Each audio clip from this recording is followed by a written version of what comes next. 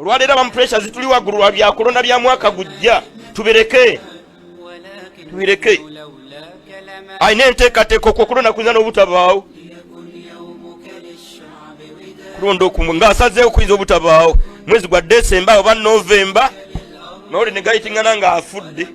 Biragiro etteeka erifuga okulonda kwa president kimenya amateeka kandi yenna okozesa olulimi olwawulamu abantu kusinziira mu mawanga n'ebintu ebirala. I hear some people saying that I am their servant. I'm not a servant of anybody. I am a freedom fighter. That's what I do. I don't do it because that I'm your servant. I'm not your servant. I am just a freedom fighter. I'm fighting for myself, for my beliefs. Abantu ne bakulaga nti ate baseka. Siri mukozi wammwe. Ne baseka n'engalo ne bakuba. Eriwe tugenda bera nga tubitunuulira. Mwana mulenzi Madubala olunaku olwaleero ayimbuddwa okuva mu kkomera. Mawulire malungi era gassanyu atuukidde wa King Saha. Alan Sewanyana mubaka akiikirira Makindye West amaze okubeera ng'alangirira mu butongole nti agenda kwesimbawo ku bwa Namunigina. Bw'atyo yabulidde ekibiina kya NUP kyagamba nti kimuli ku mutima era awulira ennyiike ennene nnyo okubeera ng'akirekawo ajje ku bwa Namunigina. So ng'ate Muhammad Nsereko avuddewo bubi nnyo. Ayongedde okubeera ng'ayambala nabbosa mu ngeri y'okulaga nti tategeera n'abo abajja omulonda ddala entegeera yaabwe bwetyo bwejja okubeera nga efaanana. Omulamuzi Simon Mujenyi Byabakama akulira akakiiko ak'ebyokulonda avuddeyo n'alabula n'agamba abantu abali mu kunoonya akalulu ku ntebe ennene waliwo abatandise okwogera ebigambo ebyawulayawula mu mawanga. Agambye bano nno abakwasiza poliisi etandika okubeera ng'ebanoonyerezaako newankubadde we bamubuuzizza tuwe ku mannya be baani abo agambye ate talina gw'amanyi wabula abikwasiza poliisi. Mu ngeri yemu ensonga y'okukuŋŋaana naye agyogeddeko. Tugenda beera nga byonna tubitunuulira. Eyaliko omwogezi w'ekitongole ekya poliisi gwe baakwata n'ennuuwa mutwe. Omwami yadda mu kyalo ali eyo asambula bisambu. Agamba baamulyamu olukwe banne mu poliisi oba mu bitongole ebikuuma ddembe. Raila Odinga olunaku olwaleero avudde mu bulamu bw'ensi. Bannansi b'eggwanga lino bali mu kweziribanga, bali mu kugwa ku makubo, bali mu kwera nguudo olw'okunyolwa eri omwagalwa waabwe. Ffe wano omukulu bwe yafa, omukulu amanyiddwa eyali amanyiddwa nga eritumwine, abantu baleeta zi KFC ne batandika okulya. Ffe tubuuza abakulembeze ba wano, mmwe bino temubyagala? Wabula bannayuganda abakulembeze oba bannabyabufuzi wano mu Uganda bavuddeyo nabo ne bawa endowooza zaabwe ku mugenzi mu kiseera kino Raila Omolo Amara Odinga. Tugenda beera nga tubitunuulira. Omukulembeze w'eggwanga erya Kenya amanyiddwa nga Samoei William Ruto avuddeyo n'alangirira ennaku 7 ez'okukungubagirako eyaliko omukungu mu gavumenti Odinga. So nga ate alangiridde nti Odinga ono agenda kubeera nga aweebwa state fino. Newankubadde ebigambo ebiri mu kutambula ate mu Kenya nti waliwo obutambi obutambula obusaasaana ng'omukulu ono yandiba nga amanyi ku nfa ya mukulu munne. Tugenda kubeera nga tubitunuulira byonna. Dr. Besigye olunaku olwaleero bye yasaba omulamuzi amanyiddwa nga omulamuzi Emmanuel ave mu musango gwe olunaku olwaleero kiganye. Omulamuzi tugambe yeeremeza mu musango gwe. So nga ate tugenda beera nga tutunuulira. Olunaku olwaleero tulina munnamateeka wa NUP gwe wenna agenda okumalayo emboozi eno ogenda kunnyonnyoka kye bayita iPod. Tumulina mu buufu nga tewali kigambo kye tutemyemu ogenda kubeera ng'omuwulira. Zikiriza nkole bwe nti nkomewo wamma twolekere ebigambo.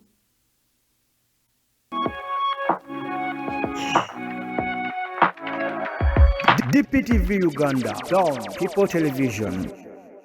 Zikiriza nkubuuzeeko nate akawungeezi k'olunaku olwaleero mwabali wano munda mu ggwanga Uganda naawe ne bwe tusharinga obudde wano mu East Africa ne ku lukalu lw'omuddugavu amawanga agamu so nga ate abali e Bunaayira oba abali e Bulaaya tukyusa obudde.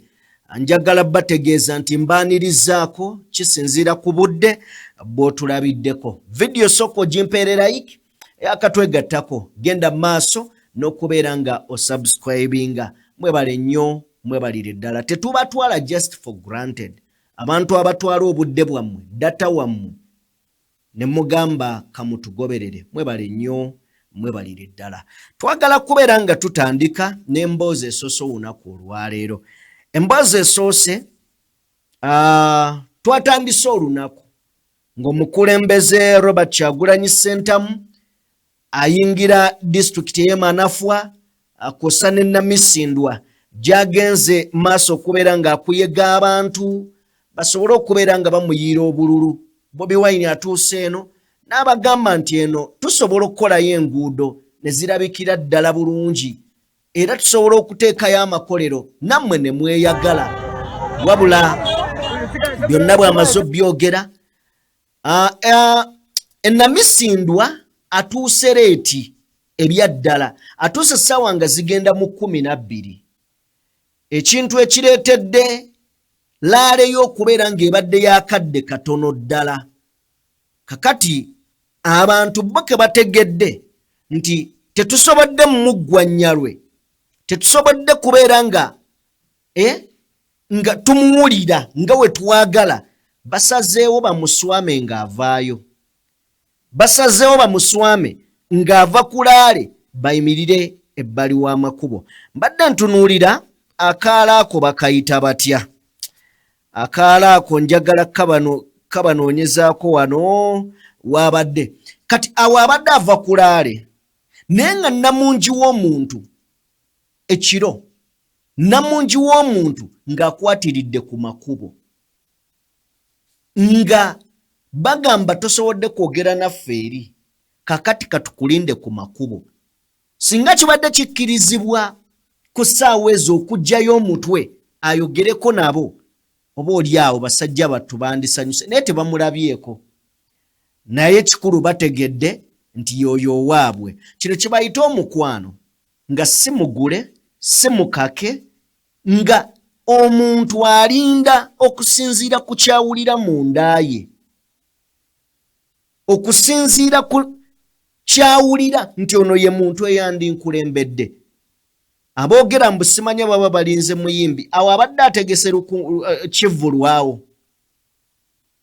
So olunaku olwaleero bw'atyo omukulembeze bw'alabise. Ne katutunuleko ku moments z'endowooza nti weetaaga okubeera ng'oziraba ezibadde olunaku olwaleero. Njagala twekkaanye nnyo akatambi k'olengera ku screen yawo.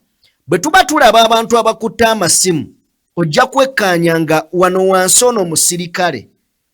Naye ku bigambo Kyagulanyi by'ayogera omusirikale ono akulaga musanyufu n'okusinga ate n'okusinga abalonzi. Njagala tufune katambi ako katono. Laba abapolisi Bobi Wine, laba abapolisi bano bonna bonna, laba abapolisi bano bonna. Look at this money, look at this money. Zino sente sobola okusasula abasawo. Tewali fujjo lyonna. Why do you have to deploy 100, 200 police officers to do what? Ngakatende akatono.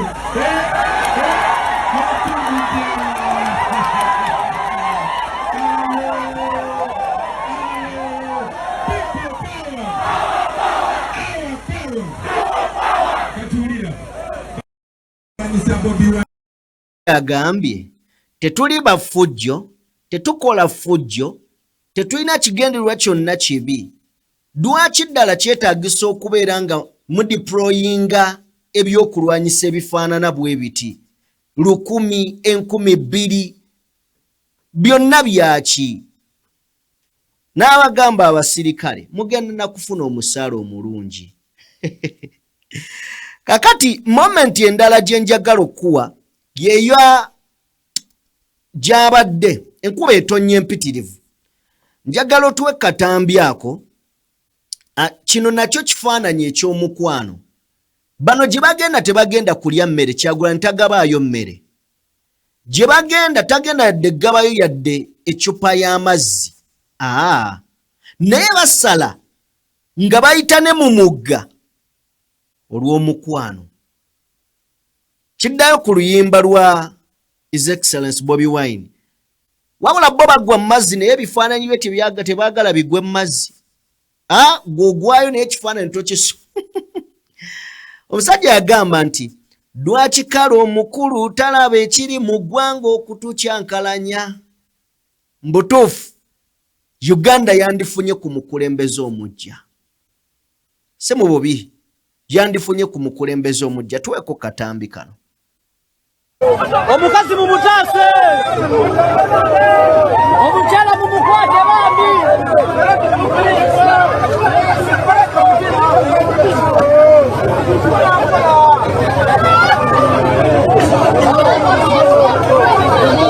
Sawa yanga twamuziba zinywere.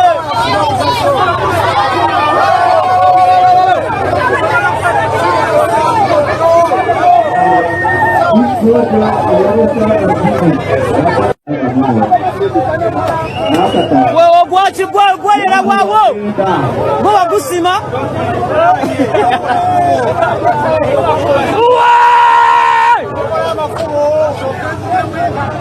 aba makubo ge tuyita mu yeje emyaka netu tetusobola okukolera mugume namwe kabanyumire manyi nti mukola amateeka era bino mukimanyi ky'abantu beesimbawo abantu ne bakuba campaign abantu ne balondawo asinze ng'abafuga gwe basinze ng'asikawo naye gwe abakulembeze kati bimuyoka kimu byakulimba lwaki motopo. Be bantu evubuka ligambye gwe abagwawo mwe mwasimawo mu buli mbeera wabeerewo ebivubuka nga byo biri stubborn. So byebyo abasajja batugamba that they are protecting their gains. Ate waliwo akatambi ketukuzannyidde wali nga mwami Museveni agamba I'm not working for you. In fact ndowooza akatambi ako katuweeraawo kajjira bulungi wano mubeeraawo mugwe mu bidiba oba amazzi munywa nante tebitukwatako ffe twakola and tuzze ne slogan eya to protectinga bye tulina. Gwe weepimepime muggwe omulonzi biki byolina era byolina bo babiprotectinze oba ebibyo babitwala n'akataka koyina katono bo bakatwala ate nga balina obusobozi obukakuuma bo. So tuwe ku mwami Museveni tuviirewo ddala lumu. I hear some people saying that I am their servant. I'm not a servant of anybody. I am a freedom fighter. That's what I do. I don't do it because that I'm your servant. I'm not your servant. I am just a freedom fighter. I'm fighting for myself, for my beliefs. That's how I come in. I'm not an employee. Omusajja abagambye si mukozi wammwe. Ye mulwanyi. Yekolerera. Kyovula we bamugamba nti akalulu kalabika kakwatiddwamu yafuna kamubwe kati. Ojja kutya ensi nti eyafuna akamu ye yafuna obusungu obungi n'okusinga eyali addiridde oba gwe babba n'akwata emmundu kumaliriza ng'abantu abasoba 500 naku miranga na biwoobe byebyo tabakolerera. Kale tuveeyo tweyongereyo. Olunaku olwaleero assanyu eri famire ya Munakatemba amanyiddwa nga Madubala. Mama we twamulaba nga akulukusa amaziga naye obusibe buggwa singa oba tofudde. Obusibe buggwa. Madubala finally ali buweeru era ng'atuukidde wa King Saha. King Saha abeereddewo nnyo Madubala nnyo. So abadde amusindikira ne kasente mu kkomera eyo, Madubala avuddeyo. Ne mu kuvaayo, omuvubuka ono agambye tebinnaggwa. Ate kati we twakoma we tutandikira n'okusingawo. Tuwe Madubala.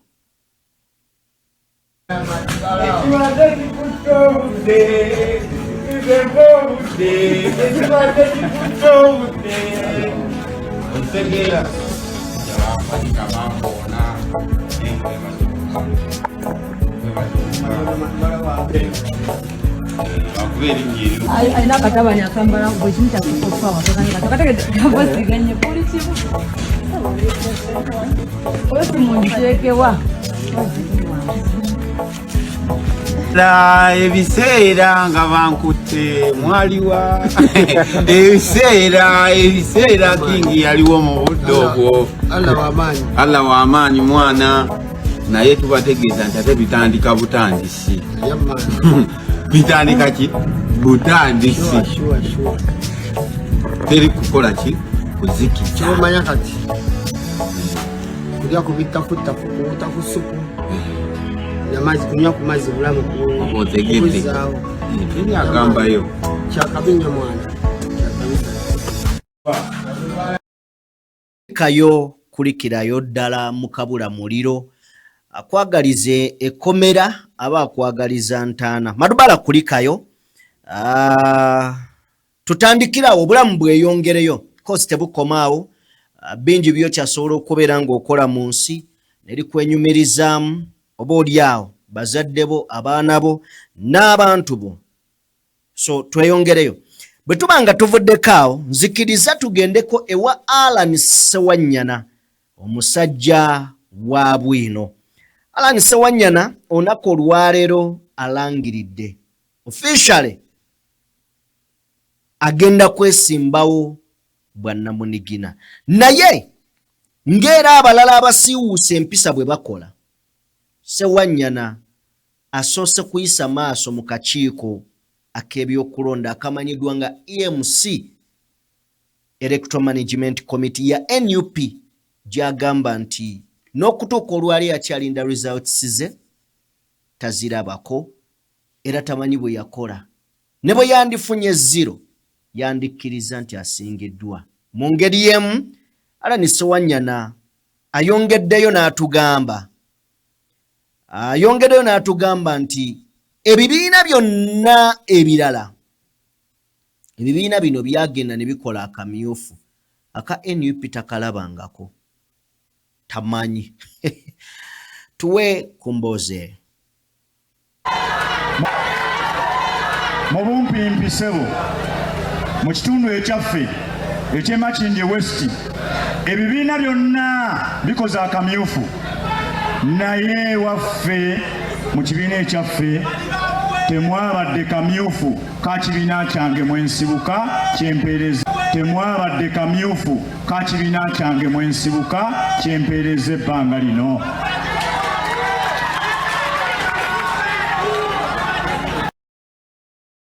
Fenna twakkiriziganya in fact nedda nyinza okuba njogedde ensobi si ffenna. Enkola ya NUP nkola ya kigunjufu. NRM bwe yagenda mu kamyufu abantu 17 baafa nenga kye kibiina ekiri mu buyinza ne batakoma kubeera nga 17 baafa wabula ne bebba n'obululu ovanga kukubba akalulu ko mu mugongo. Mwawulira n'omulangira Kasimu Nakibinge ng'ayogera nti emyaka gyakulidde talabangako bantu babba ne batuuka ne kulevebba abantu mu mugongo. Kati ekisinga obukulu wano kwe kutunuulira nti Sewanyana bino byonna abyogera naye akimanya nti ekibiina tekigenda ku bya ground eri kutegeka kamyufu ka mugongo. Lwaki teyaviiramu awo? Process yagikkiriza. Naye ng'abalala bonna abasiiwuusa empisa kino ekibuuzo bakibuuza. Ng'abalala bonna abasiiwuusa empisa kino ekibuuzo bakibuuza. Sewanyana ayongeddeyo n'ayogera tuwe ku Ssewanyana oyo omulala. Ngenda kwesimbawo ng'omubaka wa paalamenti owa Makindye West.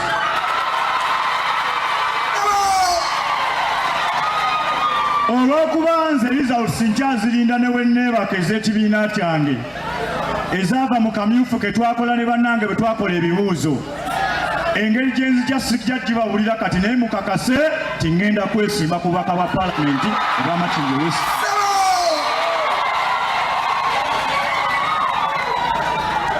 Sebo ebisigadde tujja kwongera okubyogera nga tulina abantu bano eno. Njagala okwanjulira omukulu ono ye mwami Haruna Sebaggala ayagala okubeera mmeeya owa Makindye Division.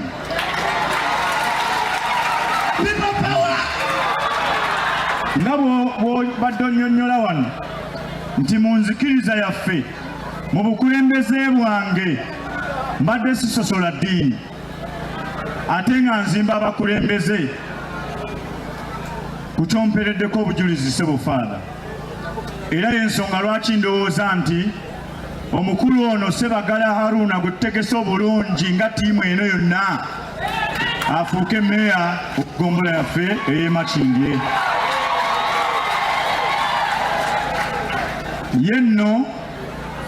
Yenno Sebo Father yeewandiisizza dda era ye bamuwadde akabonero k'omupiira. Akabonero ki? Abagamba nti ali kabonero ka mupiira muwanike omukono mwenna wemu. Eyes on the ball. Abakulembeze abalala ono kansala wange kansala Mayombwe akiikirira omuluka ogwa Luwafu era naye yeesimbyewo agenda kujanga wa DP. Ono kansala Yasini Galiwango akiikirira omuluka ogwa Makindye 2 era naye agenda kujja yeesimbyewo. Ono munna NUP Lukulwe kansala Kevin Namakula okuva Lukuli. People power, our power. Era n'ono kansala Kabogoza w'Essalama abantu bakiikirira nga naye wa National Unity Platform era nganze. Wa National Unity Platform era nganze. Naye agambye ajja. Bano David Musiri ajja. Alani Ssewanyana ajja. Bonna babadde balinze kaadi ya NUP okulaba nga bagifuna. Tebafunye kaadi yaweereddwa Zaara Luyirika. Tuddayo mu statement ya Alani Ssewanyana twewoleyo ekigambo kimu. Enzija gye ngenda okujja sigenda gibabuulye ne kye muba mumanya nzija ng'omubaka wa paalamenti. Kakati nsaba otuwe ekifaananyi ekyo. Mu byenkugambe njagala tukwateko ekigambo kino. Enzija gye ngenda okujjamu sigenda kugyogera ne mumanye ngenda kujja. Then mbadde ntunuulira wano abamu ku bataddeyo ebifaananyi ebyo ye Mukuguru Kunguno agamba nti Ssewanyana with his new boss, new principal. Kino kitegeeza ki? Tusobola okulaba Ssewanyana nga jidde mu PFF. Nejjukira yajjanga wa DP Democratic Party. Mu kalulu akawedde 2021 najjanga NUP National Unity Platform. Mu 2026 ajjanga wa PFF. Tetulina kikonfaminga. Naye okubeerawo ku Erias Lukwago kiteekawo akabonero akanene. Then wano wenjagala okwebuuliza ebibuuzo nga tuva ku ssewanyana nti njagala bibuuza Erias Lukwago tubeere nga tulowoozaamu ko nga abagezi. Bano bagamba wawulidde jjo nga Nsereka agamba nti Bobi Wine engeri gy'anoonyamu akalulumbi n'agamba nti tosobola kubeera nga gwe buli gy'ogenda ogamba nti batiikinge umbrella yokka, era n'abuuza nti ekyo bakiyita unity oba unite, ekyo kye bayita obwegassi mu opposition. Then ekibuuzo kyange kyabadde bwe kiti nti kiyinza okubeera nga si kituufu, naye Bobi Wine president wa kibiina, ekibiina ekizitowa ekiri mu kaliba eteeka buli muntu mu position mu ggwanga, nga bayina ne process gye bayisemu okusunsula ba best candidate, oyagala atuuke mu kitundu agambe nti ono wange temumuwa, muwe owa ethnological party oba owa PFF oba owa NRM. Oyinza okyebuuzaamuko, naye nkyakujjira ekyo nyinza okuba nkututte wala. Bwe kiba nga babadde baagala Kyagulanyi n'abalala ab'endoosinge oba aboogereko gy'atambulira, kuba tukkiriza ekisumbuwa abasigadde maanyi ga Kyagulanyi, wabaddewo akaseera kanene ak'okutuula ng'abali ku ludda oluwabula gavumenti oba oluvuganya gavumenti ne mugamba tugenda kuyita mu kalulu ka 2026 tukwatire wamu.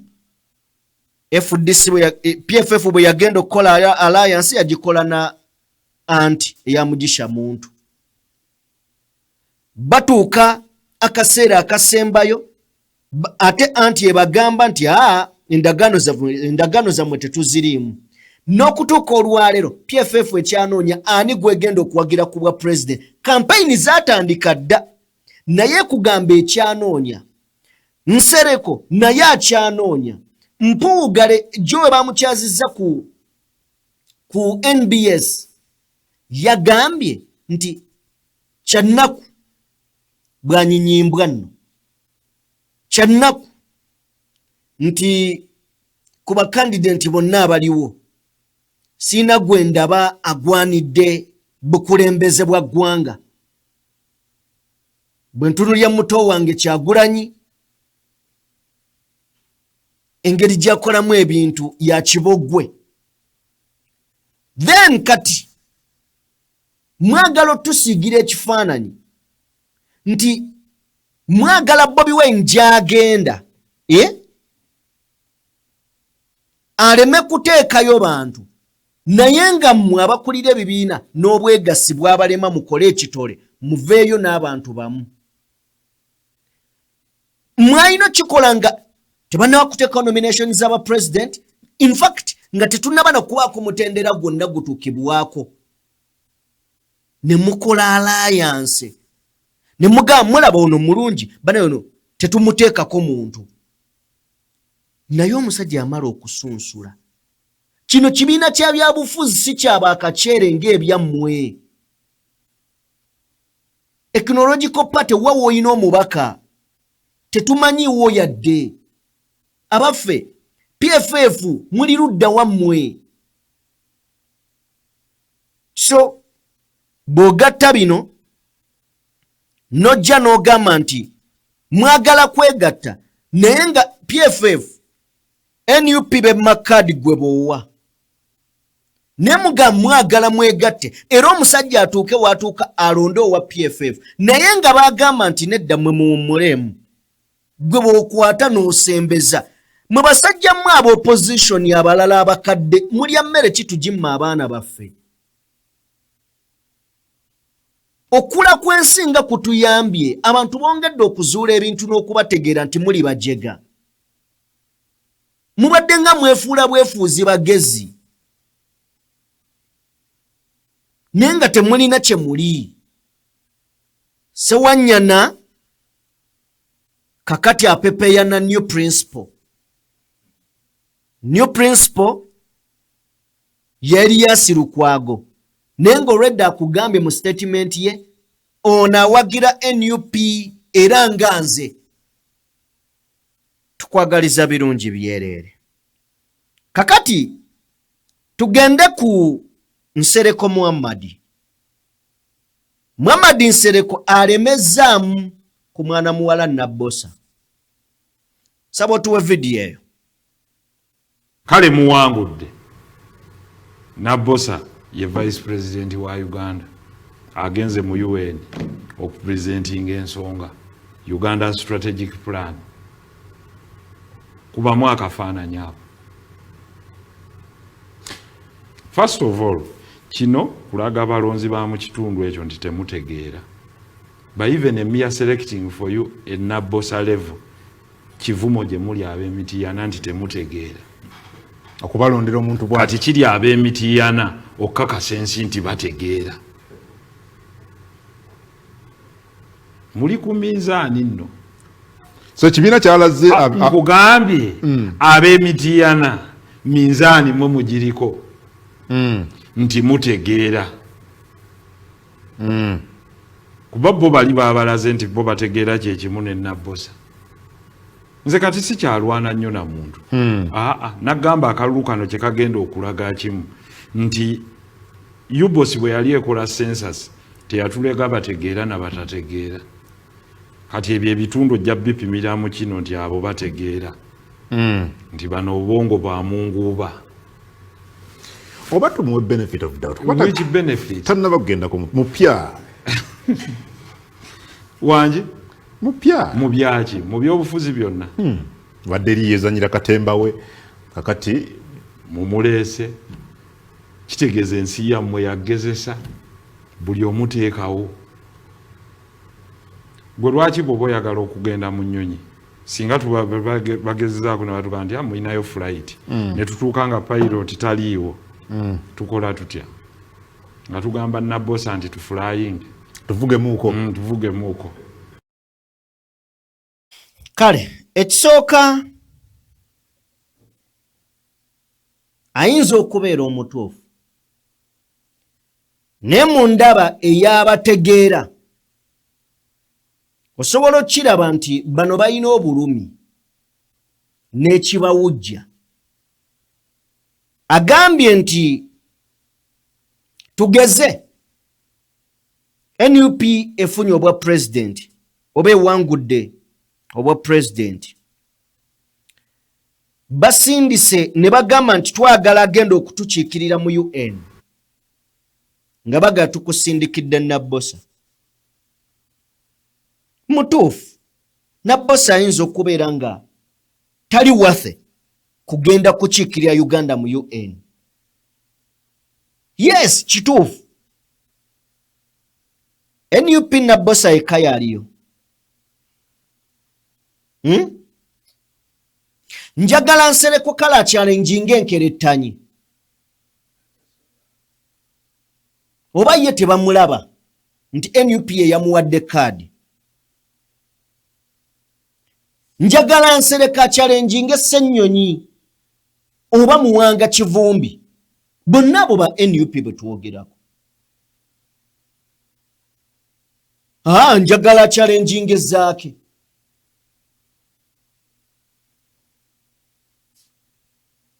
So, bino ebintu eby'okukkakkanya abantu abamu. Yes, ayinza okubeera nga tali si agwanidde okubeerayo. Ne gw'olowooza. Kyagulanyi abalemeredde okuva mwatandika okwagala omusuula. Kino njagala tukitegeere oba tukkirize gojja wakana oba okkirize. Okimanyi nti Bobi Wine okuva etwava mu kalulu ka 2021 tavuddeko mawulire yadde n'olunaku n'olumu. Okimanyi nti bw'abadde talina kyakola TV zibadde tezirina mawulire ne radio nga kwe kuli n'ezamupatana nga NBS ne watalina kyayogedde waakirizimu ozoogeza ekifaananyi kye. Omuntu akutte eggwanga nga yalirowooleza kikyaliwa ne kyalimma. Uganda tebaddeko mu break ya byabufuzi. Nga tugamba nti tuvudde mu byobufuzi kakati akalulu kawedde kiwedde. Uganda gino emyaka 5 tebaddeeko yadde n'olunaku n'olumu nga teri mu byabufuzi. Goyagala kulowooza nti aba abantu banafu. Kibi nnyo nti Kyagulanyi akutte buli mutwe gwe twali tulowooza nti gulimu amagezi n'agutubikkulira ne tulaba endebe z'obusiru ezirimu. Oba ekyo kikyamu. Be twali tulowooza nti bategeera tubikkulidde obwongo n'abateekako endabirwamu ne tulaba obuwewufu bw'okutegeera kwabwe. Kuba oyo musajja mugezi. Oyo musajja mugezi. Kyembuusabuusa kwe kutegeera. Oba asobola okukitegeera nti Nabbosa asobola okujja mu paalamenti ate n'apafominga bulungi. Tugambe Nsereko oyo bwe yagenda mu paalamenti tebamuwaayo ennaku ez'okumuyigiriza paalamenti bw'etambula. Buli mubaka ne bw'oba wasomera luddawa olutuuka mu paalamenti ne ani Nalukoola bakuwaayo ennaku z'olina okutwala otegeere emitendera gya paalamenti. Ne bakuwa n'ebitabo ebibiri by'olina okugoberera amateeka ga paalamenti n'enkola zaayo. Kakati omuntu ajja ssebo ku TV n'asongola omumwa. N'agusongolera ku munne. Bangi basongola emimwa ku mativi. N'omulaba ng'ayogera yenna alaba mugezi. Bw'oba gwe mugezi lwaki sigwa okulembera opposition? Nti akale ebyo birimu omukisa. Bwe biba nga birimu omukisa, golooza Mityana teyabadde mu bantu basoma kusinga Nabbosa. Lwaki yali awo? Sijja kugamba nti ngalabi. Tuveewo tweyongereyo. Bwe tuba nga tuvuddewo awo, nzikiriza mukwano gwange gwagoberera omukutu guno. Nkwolekeze mu bigambo bya Simon Mujenyi Byabakama byavuddeyo n'ayogera olunaku olwaleero. Mu byo avuddeyo n'ategeeza nti waliwo ba presidential candidate abagenda mu maaso n'okubeera nga boogera ebigambo ebisiga obukyayi mu bawagizi. Ate nga kino tekikkirizibwa. In fact, singa ozuulibwa waliwo okusiba emyaka 5 oba okuwa engassi ya 95,000. Bwe bamubuuzizza baani tuwe kumanya naye tagamanyi. Niye agambye poliisi etandika okunoonyereza. Naye ng'olwedde abadde atugambye nti babiwulidde. Obiwulidde kwani? Nti katugambe poliisi etandika okunoonyereza. Kati awo obeera wawulidde oba obeera onoonya kyekwaso. Tuwe ku mboozi eyo. Amangu ddanga kye bajje basunsulwe okuvuganya ku bukulembeze bw'eggwanga akakiiko k'ebyokulonda kasisinkana abakiikidde abeesimbyewo ne bakkaanya ku mateeka ge balina okugoberera obutakubagana ko n'olulimi lwe balina okwewala oluyinza okusindiikiriza eggwanga okugwa mu ntata. Mu bimu ku bibasinga okuteekako omulaka mulimu obuteeyambisa lulimi oluyinza okukuma omuliro mu bantu, obutatambula na lwebeera lw'abantu ekiyinza okuvaako okukosa basaalumanya. Kati nga kyewajje wayita ebbanga lya ssabbiiti 2 nga kakuyega atandise, abakulira akakiiko k'ebyokulonda bagamba nti bakizudde nga bamu ku bavuganya batandise okusibuka ddala empisa ne batandika okumenya buli tteeka lye bakkaanyaako.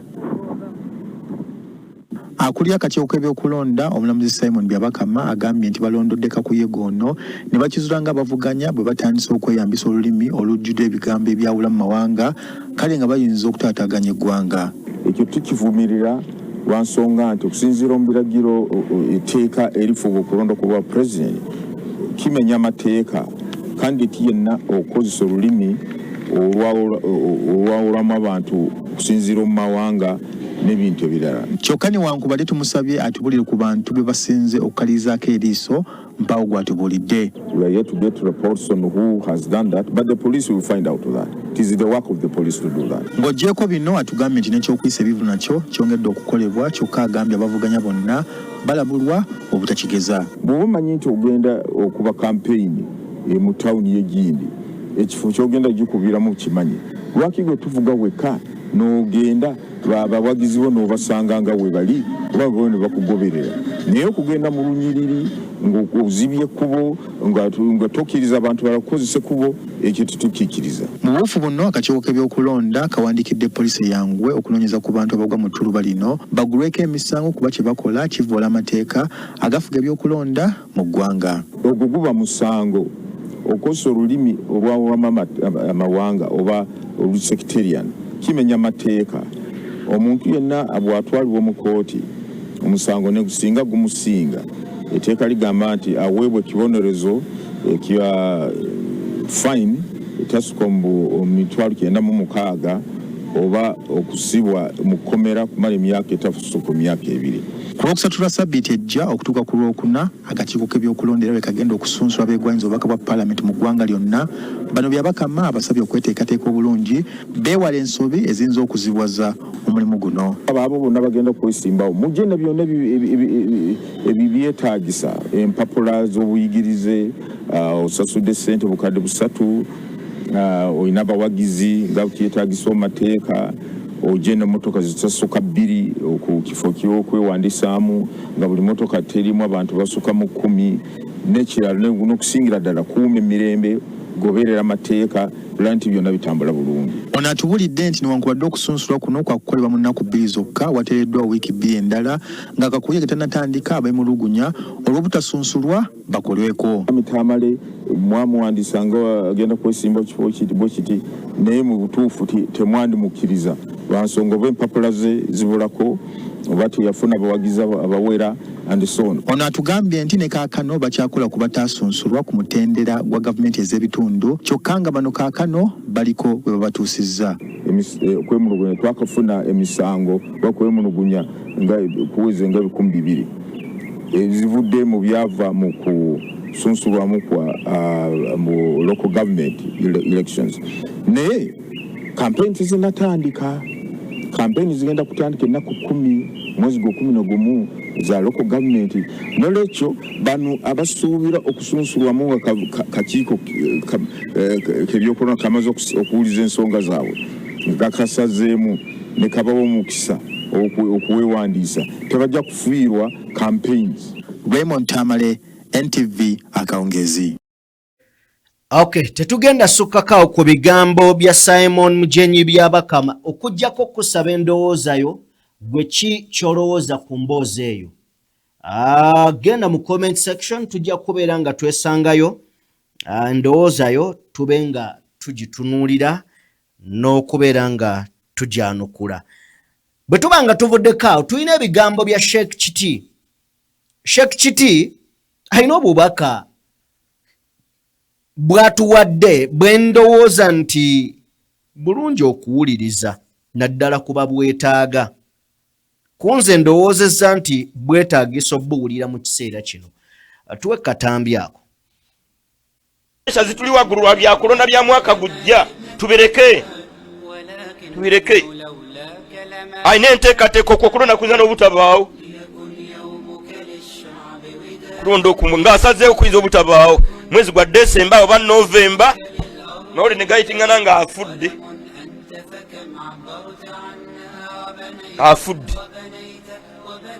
mbakakasa buli kimu nnyini nsaba akikyusiza kati gwe kyakiwakanya tubuulire ekituufu kyeki.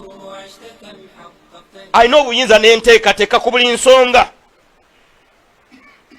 Kakkana olina omulezi wo ebbanga lyonna leera yategerera gwalira kati kino yayagala kitujjukize ku Suratul Fatiha ku ntandikwa alhamdulillahi rabbil alamin. Ogenda okuva mu swala ng'okkakkanidde ddala wakati mu kujjukizibwa nti olina omutonzi wo ataakoma ku kukutonda ye mulezi wo ebbanga lyonna leera yategekera gwalera. Ekifaananyi ekyokumpimpi kye tasobola geraageranya ku nnyini nsi Allah kya maama na mwana. ye Sheikh Chiti ebigambo bye always bibeeramu ebyokuyiga ate nga abyetoolooleza ku mutonzi. Naawo ndowooza tweyongereyo tudduke awo tusobole okubeera nga tuvaawo. Bwe tuba nga tuvuddewo nzikiriza tugende butereevu nnyo mu mboozi eya ASP Assistant Superintendent of Police Charles Twine. Charles Twine abamujjukira ye mwami gwe baakwata ne nnuwa mutwe nga bagamba bano baali beekobanye nga bakozesa omutimbagano WhatsApp okweweereza obubaka nga bateesa ku ngeri gye bayinza okubattulamu mwami Museveni peeva ku mutwe. Nti okubattulamu mwami Museveni peeva bamutte. Twine ono musirikale wa poliisi naye oluvannyuma lw'okubeera nti yakwatibwa avuddeyo n'abaako ebigambo byayogera yazzeeyo mu kulima. Sooka otuwa akatambi ako nzije mbabuulire Twine naye akaddiye. Simanyi oba stress naye omulaba nga si oli Twine gwe baleeta n'ennuwa mutwe. Fesi yeesise nnyo. Alumiriza banno okubeera nga baamuyitamu akanaana n'okumulyamu enkwe. Era agaakanzireyo nsambule ebisambo nnime n'abaguza emmere. Mutuwe.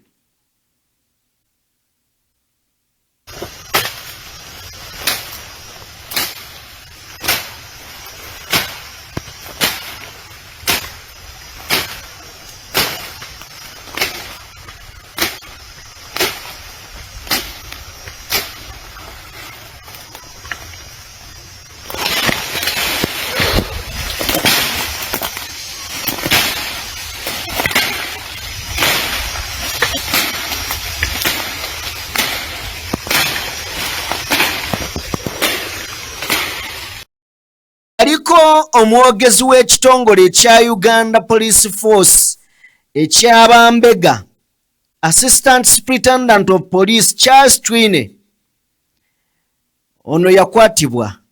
Avudde n'agamba nti yakitegeera nti enkwe oba baamulyamu olukwe banne bennyini be yali nabo. Wabula agambye sina kyakikolera kaŋŋende nnime. Omusajja ayina masters 2. Masters 2 agenze kulima. Yes, bw'olaba ekifaananyi ekyo noono gwe tulabye mukadde ku ono. So eyinza obeera stress somehow. Musajja agamba ayina masters 2 era nga ayina diploma 2. Diploma 2. Agamba enkwe ze zintuusizza wano bandyamu olukwe naye kanzikirize nnime nja kulima nga bwe ngattirako okusomesa kuba ndi musomesa era nja kubeera w'amaanyi. Musajja wattu saagala musaasira simanyi oyo mbega ge mazima ye professional ye emu ku ezo. So saagala nnyo kumunakuwalirako nnyo. Akyayinza okubeera ng'atulaga mbeera naye nga ali ku mulimo gw'omutuufu. Anyway yoyo situgenda beera nga tumulwako. Nzikiriza twolekere emboozi ya Raila Odinga. Raila Odinga yagamba nti omuntu bw'ofa sides ziriwo 2, ey'omuggulu ey'eggulu n'eya Geyeena. Bw'ogenda mu ggulu ye tewali buzibu, kirungi ng'obeera n'abeeyo. Bw'ogenda mu Geyeena era nakyo tekirina buzibu ng'obeera eyo okwatira banno mu ngalo eyo ne banno be mubeera nabo eyo. Njagala tusooke tufune akatambi kano nzije nkuwe tweet ey'ebyewuunyo eyamulanga okufa mu mwezi guno.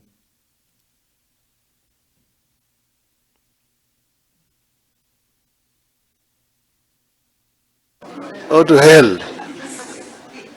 If you die, there's nothing to fear. Why? Because you'll either go to heaven or to hell.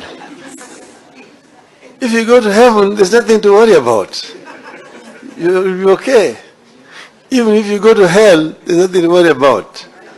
You'll find so many of your friends.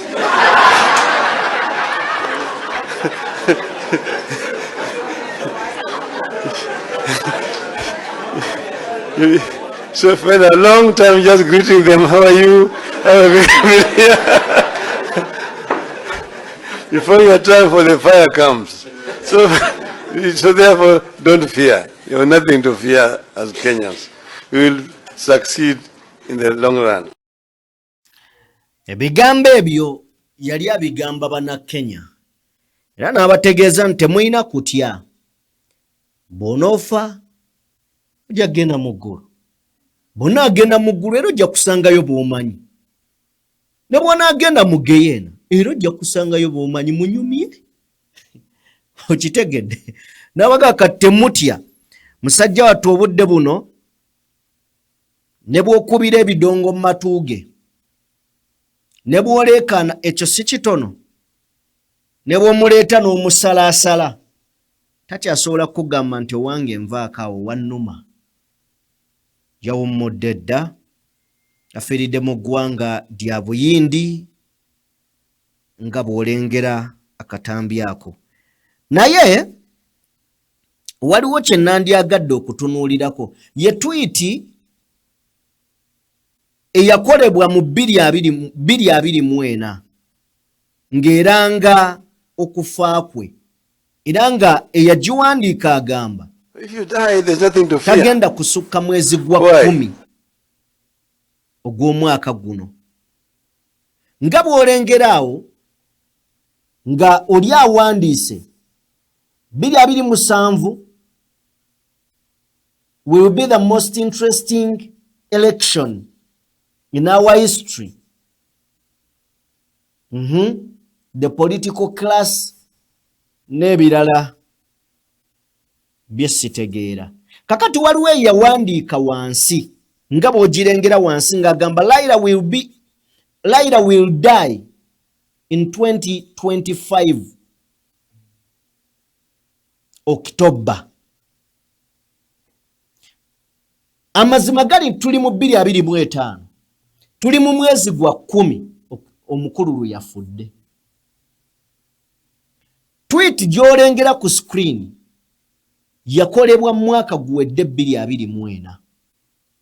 Okulonda kwa Kenya kugenda kubeerawo 2027. Tatuuse. So yali tweet yaani wano era gwe baayogerako wano nti agenda kufeera n'afa. Yali yaani nja jijjukira. Kakati ebyo byonna nga tubiraba, leka tutunuulireko ku bigambo by'omukulembeze w'eggwanga erya Kenya, William Ruto. Avuddeyo n'ayogera amatendo ebirungi ebibadde ku mugenzi mu kiseera kino. Nsaba omutuwe naye wano njagala owulirize nnyo otegeere bannabyabufuzi. Nsaba wulirizaawo otegeere bannabyabufuzi mutuwe.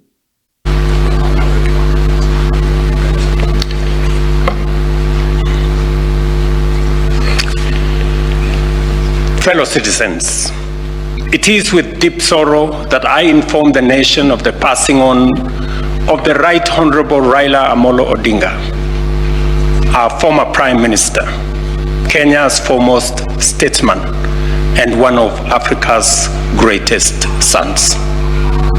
Kenya, Africa and the world mourn the passing on of a giant of democracy, a fearless freedom fighter, and a tireless warrior of good governance. Raila Amolo Odinga's name will forever be etched in the story of our republic, a story of struggle, sacrifice, courage, rule of law, hope, and of our pursuit for excellence. For decades, Raila dedicated his life to the pursuit of justice, equity, and freedom. He endured detention and persecution so that this nation might know and enjoy democracy. He championed reforms that gave birth to the rights and freedoms we hold dear today. His voice spoke for the oppressed. His conviction inspired generations, and his vision shaped the course of our history. Raila Amolo Odinga is truly a once-in-a-generation leader, a man whose ideals transcended politics and whose legacy will shape the destiny of Kenya for generations to come. A giant who towered for decades over our democratic landscape. He was a colossus of Kenya's modern politics, an indomitable warrior in our struggle for freedom and prosperity, and a statesman of boundless selflessness. Kale, ebigambo bya William Ruto biwulidde. Awanye Odinga. Bada politics siwa ddala. Politics teyaliyo ebya ddala. Anyway, agambye bagenda muwa state fino era bendera za Kenya wagenda bera okungoba gokumala ennaku 7 bendera za gwanga erya Kenya zigenda kubera nga zeewubira wakati ne ku embassies mawanga ag'enjawulo eza Kenya zigenda bera nga zeewubira wakati. Nsaba otuwe katambi awo. Oburu Oginga. In his passing, we have lost a patriot of uncommon courage, a Pan-Africanist, a unifier who sought peace and unity above power and self-gain, an unceasing servant of the people who gave his all to the promise of a better Kenya. On behalf of a grateful nation, I extend my deepest condolences to Mama Ida, his children, Rosemary, Raila Jr., and Winnie, the entire Odinga family, led by my brother, Oburu Oginga. To the leadership and members of Orange Democratic Movement, and to all Kenyans who share in this immense and immeasurable loss. In honor of the Right Honorable Raila Amolo Odinga's extraordinary contribution to our nation, I have declared a 7-day period of national mourning, during which the national flag shall fly at half-mast across the Republic of Kenya and in all our missions abroad. As a mark of respect, I have postponed all my public engagements for the coming days, and I ask all other public servants and leaders to do the same so that we can join the nation in this period of mourning and deep reflection. Our former Prime Minister, Raila Amolo Odinga, shall be accorded a state funeral with all attendant honors. Kale, byebyo situgenda biddamu ye mukulembeze w'eggwanga erya Kenya William Ruto. Then wane wake Uganda bannabyabufuzi bamwogeddeko, ndabyeko Salongo Erias Lukwago, weewaawo ndabyeko ne leader of opposition Joel Ssenyonyi, nabo bavuddeyo ne boogera ku bigambo bino. Waliwo omuvubuka, olaba omuvubuka oyo zaako katone emabega, oyo ali ebbali wano ku Erias Lukwago. No, oyo asooka oyo alinga anyiizo ono omuddugavu. Omuvubuka oyo balooya bagezi, naye neebuuza buli bamuleeta ku BBS amagezi ge gy'abaagala essere gambula. Ye alinga gwe baagamba olina kulumba NUP yokka. N'ekisinga okubyafo ne bamuleeta ku bya kisiru byokka. Constitution ya NUP. Alinga ye yagikola. Ero twakatambya. Etwaze bw'omuddugavu obwetwaze bw'omuddugavu ku lukalu lwa Afrika, alwaniridde eddembe ly'obuntu, alwaniridde nnyo abantu okuba n'obuyinza bwabwe. Abadde musajja njasa biggu, musajja atanyigirwa mu nnoga, omusajja ateemotyamotya.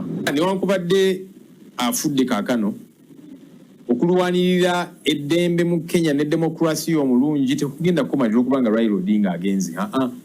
Kubanga azuukusizza bannakenya emyaka gino gyonna nti kati nga tewalina abaduumidde juzi mwala aba Gen Z ne bavaayo nga bagamba nedda kino kikyamu nga teri munnabyabufuzi abaduumidde. Mu ngeri ey'enjawulo enju y'Odinga ebadde n'akakwati n'obwakabaka bwa Buganda ng'oggyako kabaka Ronald Muwenda Mutebi ogwokubiri omukyalyangako mu maka ge Kenya naye yakyalyako omutanda wano mu Buganda mu bugenyi obutali bulage. Ono obwakabaka bwa Buganda bumukungubagidde nnyo era ng'atadde nnyo ettoffaali ddene nnyo mu byobufuzi bya Kenya n'enkulaakulana mu by'amateeka ate era ng'abadde omusuubuzi ow'amaanyi ddala. Abadde ayagala nnyo ennono era abadde n'enkolagana ey'enjawulo n'olyo olulangira mu bwakabaka bwa Buganda. Engeri omuliraano gye guwokya ebbiri ku nsalo ya Uganda ko ne Kenya e Busia bannansi bategeseewo okutambula okw'emirembe nga bakungubagira munywanyi waabwe ono.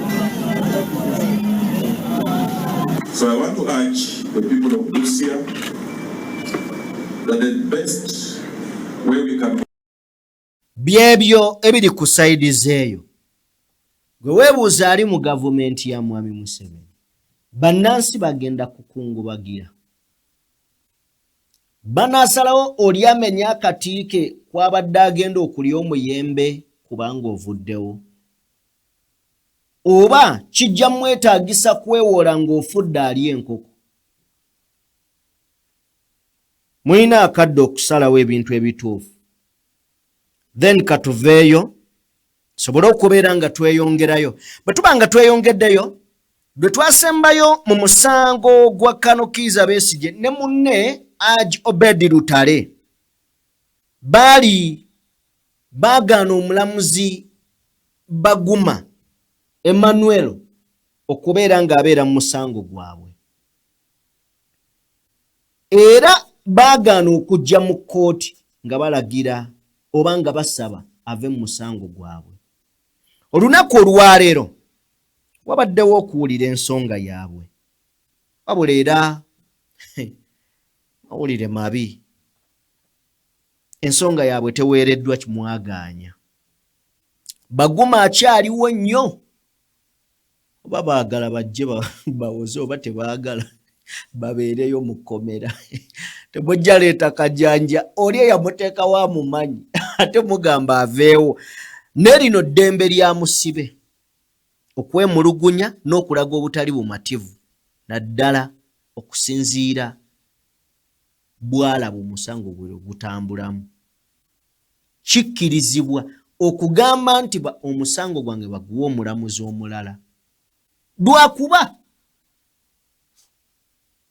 bakyayinza okuguwa omulamuzi omulala nene kitwala emyaka 2 ng'oli munda. Anti wasaba mulala. Wasangiddwa ayinawo emisango egisooka. Kati basobola okuwa omulala nene bakubeezaayo nti munnange oyo ye yali available ku musango gwo. Kakati n'obeera waawo. Besigye okusaba kwe kugaaniddwa era tekuyiseemu. Bwe tuba nga tuvuddeko awo, nakugambye nti bwe tuba tuggalawo puroguraamu eno tugenda kutunuulira ensonga ya iPod. Tulina munnamateeka Saz Marvin kuva mu kibiina kya National Unity Platform. atusiigidde gwe buli kyowulira kyoyagala okulira mu iPod n'ebikwata ku iPod. Emboozi eno tetwagadde gikusaliramu, twagadde ogiwulira ennamba. Tuyinza oba tukutwalidde obudde na information kikulu. Kikulu nti bw'onaaba owakana n'omuntu owakana ng'obijjidde ddala mu kamwa k'oyo ali mu kintu. Nzikiriza oba munzikirize akatambi kano nkabawe. Ngenda kabalekerayo. Munzikirize mbasiibule nze. Yenze Sajjime nsinziira ku mukutu gwa DPTV Uganda. Morgan Keys Official, Kalidalu Content Creator, The Ruwero's Finest, yabadde kulenzi. Songa abe kumapesa, abaddeyo bulungi nnyo.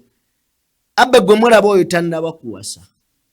Kale nno muteekeddwa empapula nze nzikwata si nzibu nnyo, teziriiko bingi. Robert Senior naye waali. So amwetaaze naye talina kirevu. So abe yalina ekirevu, ono alina bwa munguuba.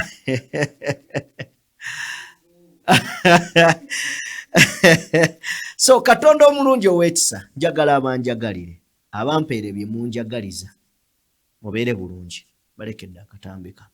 Abogambye mu introduction iPod yatandikibwawo 2010. Era yatandikibwawo ng'evujjirira ensimbi ekitongole ekimanyiddwa nga Netherlands Institute for Multi-Party Democracy. Era sekretari ya iPod nga yakatandika. Ekitongole ekyo kya NIMD kyekyali kigihostinga. iPod eyo yatandikibwamu nga yeegattirwamu ebibiina by'obufuzi ebyenjawulo. Era nga ebibiina ebyo bifunayokko ku ssente okuva mu iPod. Bwe mba nga ntegera bulungi papasya essente zino zaali za iPod, zaali za Netherlands Institute of. Gwe mpuliriza bulungi njala kutegeera. Anti ogamba ebibiina byafunanga ssente. Ssente zaavanga wanyeeze ezasooka. Gwe mpuliriza ogenda kutegeera gye kiggukira. So ebibiina bino nga bifuna ssente but from iPod by virtue of being members in iPod.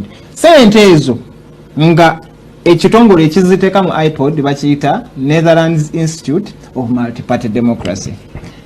iPod tekyali kitongole ekyateekebwawo etteeka, era kibadde kye existing nga private limited company.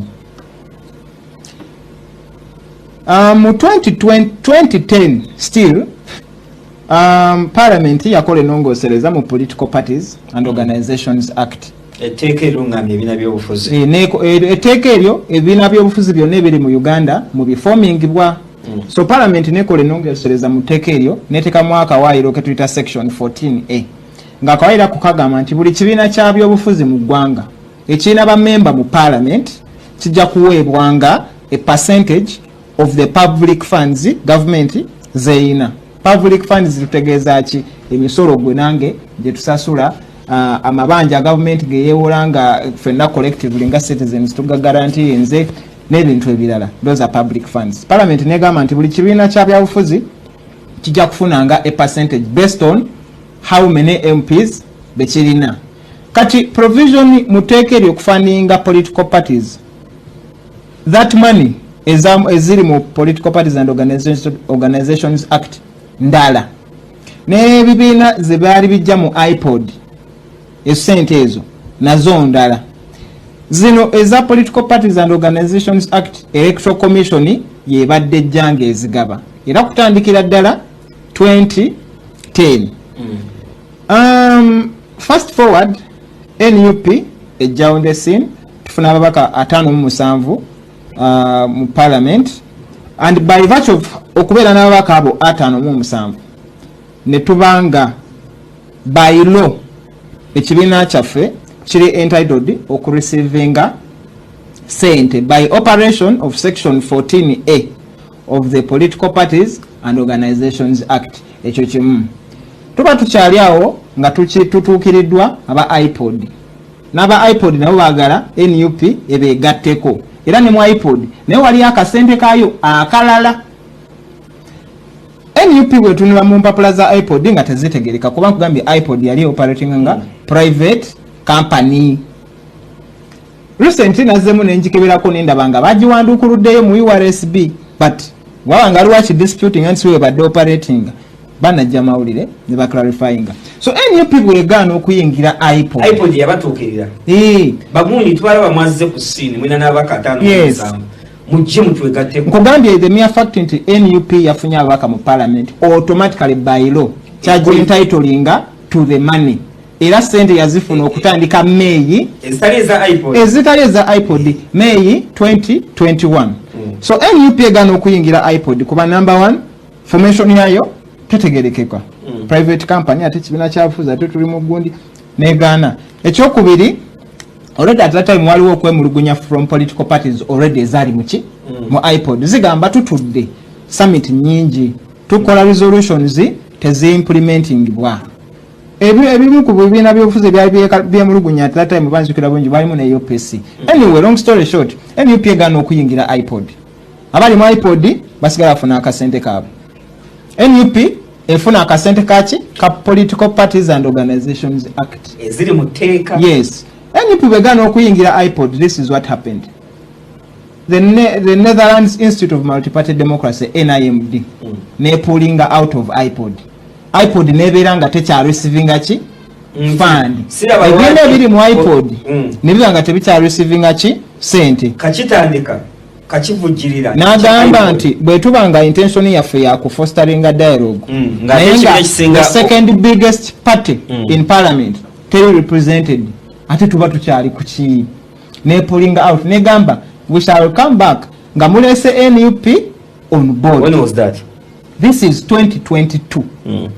Mu September iPod yawo nga NIMD emaze okubivaamu ne jukira nagambye yali hostinga ne secretariat ya iPod.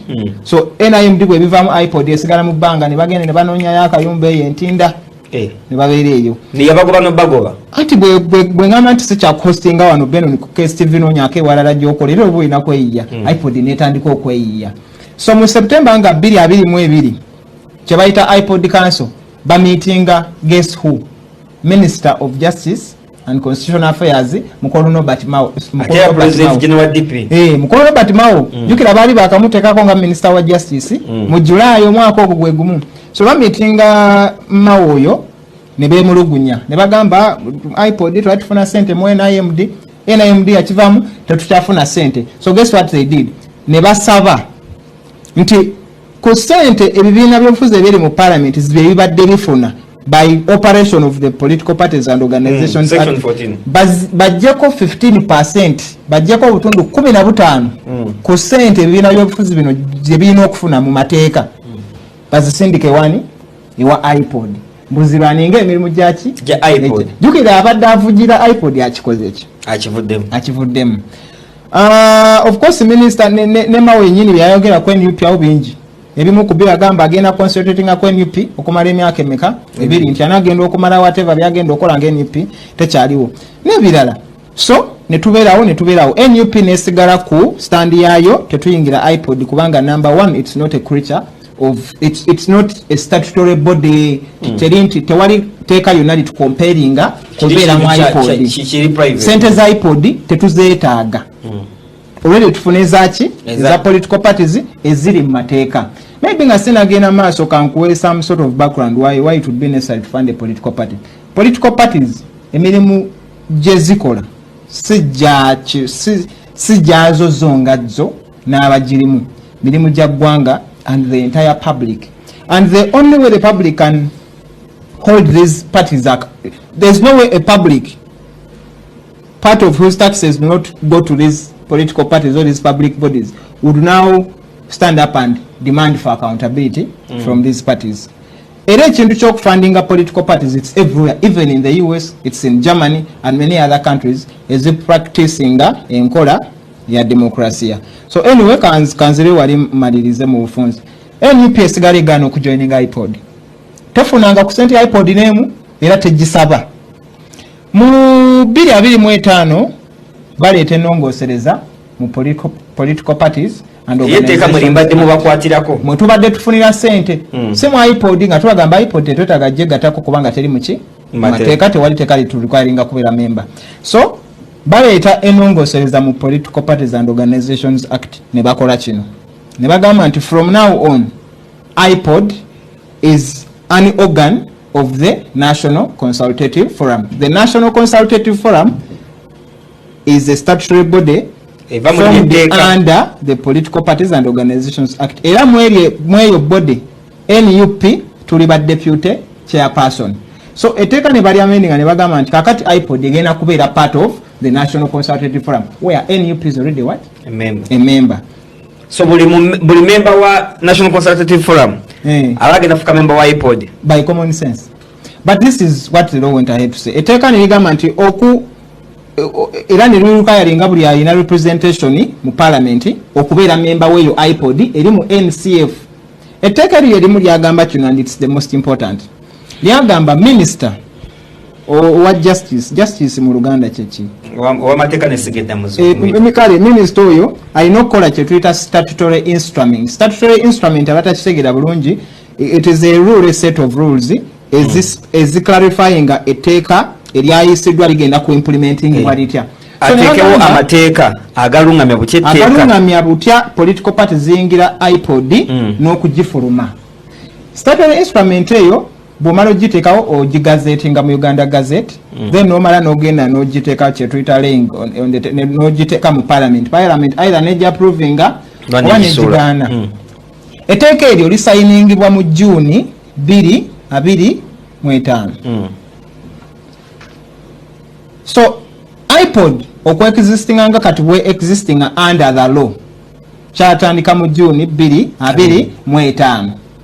Naye etteeka statutory instrument minister gyalina okuyisa teyisibwanga paka kati. So by common sense and by law iPod as presently constituted under the Political Parties and Organizations Act does not have a what? A member. Because tewali teeka lirungamya bayingira batya bafuluma batya. So anyway bwe bikyali awo minister Mao awandika ebbaluwa nga 2 July n'agiwandikira Electoral Commission n'agigamba temuddamu kuwa ssente ebibiina byabufuzi byonna paka nga maze consultinga ba stakeholders n'okukola statutory instrument egenda operationalizing etteeka eryo. Zembadenga mufuna ze tubadde tufuna n'agamba nti muziyimirize owa 2021. Yes n'agamba nziyimirize. Tewayita wiiki 3 Mao n'awandika ebbaluwa endala nga 25 August n'agamba nti tumaze okuconsultinga kakati be bano beolina okuwa ssente NRM, FDC, UPC, JEMA, DP ne PPP ebiina 6 nga temuliiko. NUP terimu. NUP gye excludinze is not just a member of NCF iPod kati mweri. It is also the deputy chairperson of NCF. Mwemwina deputyship. And there's also concept mateka gye bayita legitimate expectation. Mu bufunze NUP bangeze funa ssente zino already by virtue of having representation in parliament. Waliwo expectation nti ssente zino zigenda continuing okujja until there is a justification not to. And whenever a decision is taken obutatu involving mwino to consulting. Kitegeera. Anyway, Mao awandika ebbaluwa yagamba kakati mutandiko wa ssente ne NUP temukola ki? Temugiwa. Of course mateeka that's illegal.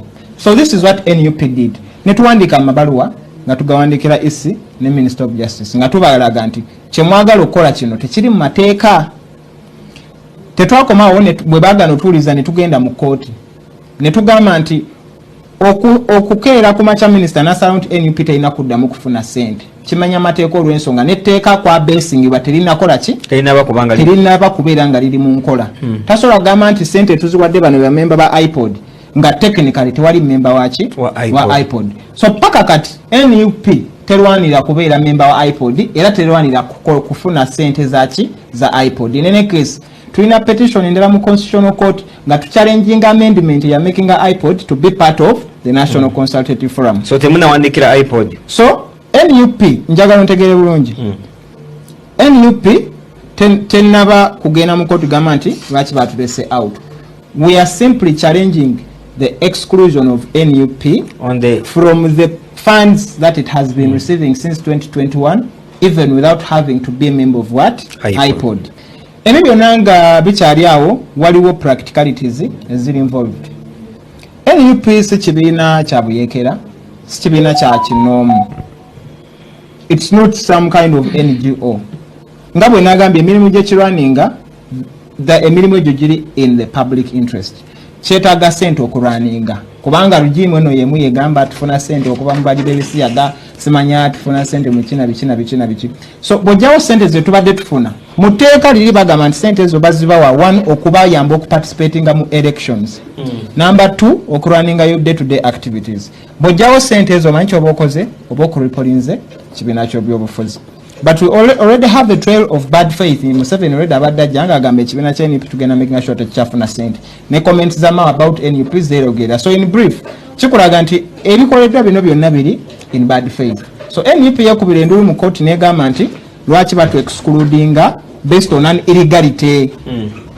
Okay, kyoyanza otusigidde sofa otusigidde ekifaananyi ekirungi ku iPod n'ebibadde bitambuzibwa nti muli mu kwegayirira babateeke ku lisiti wala bine byafunye da sente sembye sikumalidde yawo. So bwe tugenda mu kooti twasiikinga injunction nga tugamba nti nga tebanawuliza musango gwonna kooti esooka eyimirize okuteekebwa mu nkola eno order ya Nobert Mao kubanga emenya tteeka. So this is what the court did. Kooti tusooka neewaayo nga wiiki emu nga tenateekawo hearing nega abalimu baserving baddemu mu wiiki eyemu. This is what happened. Electoral Commission yareleasinga sente yareleasinga 8.5 billion to NRM. That 8.5 billion ya miezi emeka esatu because sente zireleasing by every quarter. Ne releasing about 740 million for FDC. Ne releasing about 400 something million for DP n'okuka wansi. 2 ne batusindikira memorandum of understanding ya iPod. Jukira twali tugambye nti among others bana abasajja tebagezangako na tuconsultingako on this new iPod which is now created by law. Tebatuweereza MOU nga MOU eriko date ki 2022. Now but you cannot say that we are joining the iPod created in June 2025 but we sign an MOU of the iPod which existed in 2022 which was an entirely different creature under the law. Ekyokusatu ne balyoka bakola affidavit in reply nga bagamba ti abasajja sente ze bagamba tulindeko okureleasinga twazireleasinze dda ne batachinga kochi EFT transfer orders. Kati background eyo nekolaga nti at the end of the day byonna tubyogere but you can see evident bad faith. Nabadde njogera ku issue y'okuba nti tiagas tanabeera mungi na biki because abasajja bano already findings a different way of achieving what they achieved with the brutality in 2021. This time they are saying there's no tear gas on the street, but there's tear gas in your bank accounts. There are bombs in your bank accounts. You can't move well. Kakati mu mbeera eyo ekibiina ky'ebyobufuzi ng'NUP kiwejjinga kitya campaign, kiwejjinga kitya olutabaala okulaba nti kyusa eggwanga tekyafuna ki